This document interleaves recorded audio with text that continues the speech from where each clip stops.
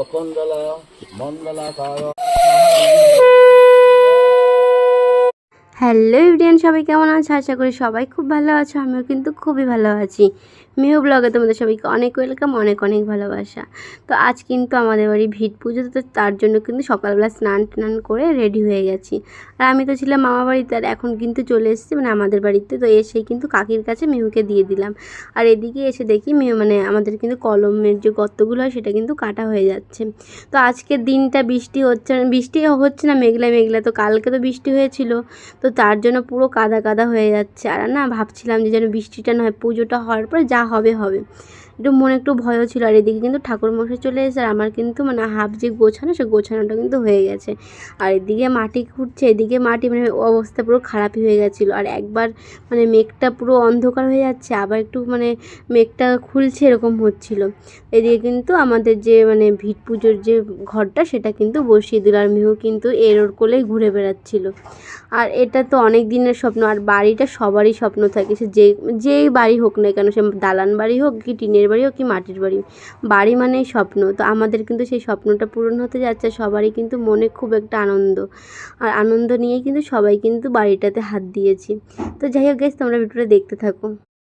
আর মেহু তো অনেকক্ষণ হয়ে গেছে না খেয়ে আছে, আর ও না কারোর কোলে থাকতে যাচ্ছিল না। আর ওর কিন্তু সকালবেলাতে একবার ঘুম পেয়ে যায়, তোর ঘুমও পেয়ে গেছে, তো ওকে কিন্তু এখন কোলে নিয়ে নিলাম।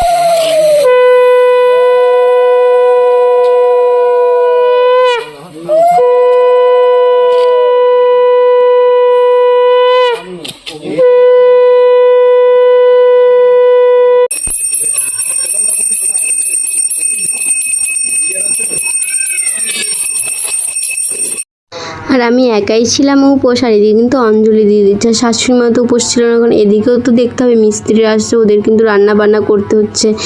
আর আমাদের জায়গাটা অনেকটাই অল্প, এই জন্য মাটি যেগুলো ফেলছে, কলমের যে মাটিগুলো, সেগুলো কিন্তু আলাদাভাবে অন্য জায়গায় ফেলতে হচ্ছে, মানে উঠানে জায়গা ছিল না যে রাখার।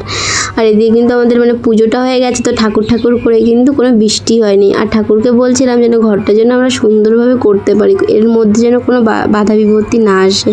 আর ঠাকুরমশাই বলছিল ভালো হয়েছে বৃষ্টিটা হয়নি, সবাই কিন্তু একটু টেনশন করছিলাম। আর যে মানে ইটটা যে গাঁথা হবে মাটির নিচে, সেটারই কিন্তু গর্ত খুঁজে নিচ্ছিলাম। আর এদিকে কিন্তু যে মিস্ত্রিটা মানে ইটটা দেবে, সিমেন্ট বালি দেবে, তাকে কিন্তু গামছা দেওয়া হয়েছে, সে কিন্তু সেই গামছাটা পরে নিয়ে চারিদিকে কিন্তু তোমাদের দাদাভাই কিন্তু কাজ করে পুরো অবস্থা খারাপ। সবাই বলতে অনেকই কাজ করছে, কেউ কিন্তু বসেছিল না। আর এদিকে দেখো আমাদের কিন্তু ঘরটা পাতা হয়ে গেছে। এই সবই কাজ না মানে খুব ভালোভাবে করতে যেন, এই ঘরটা তো সারা জীবন থাকতে হবে, তো সেই জিনিসটা কিন্তু সবাই ভালোভাবেই করে। আর এইদিকে দেখো আমাদের কিন্তু যখন ঘরটা পাড়ছিলাম, সবাই কিন্তু মানে খুব বলছিল যে হ্যাঁ আজকে দিনটায় বৃষ্টি হলো না, কারণ সকাল থেকে এমনভাবে মেঘ হয়েছিল, সবাই কিন্তু ভাবছিল আজকে বৃষ্টি হবেই। তো ভালো হয়েছে যে আজকে বৃষ্টিটা হয়নি। আর আমরা কিন্তু এমন সময় ঘরটায় হাত দিয়েছি, কারণ আমরা তো বেশি আসতেও পারবো না। তো এখন কিন্তু বর্ষাকাল, আর এখনই কিন্তু ঘরটায় হাত দেওয়া হয়েছে।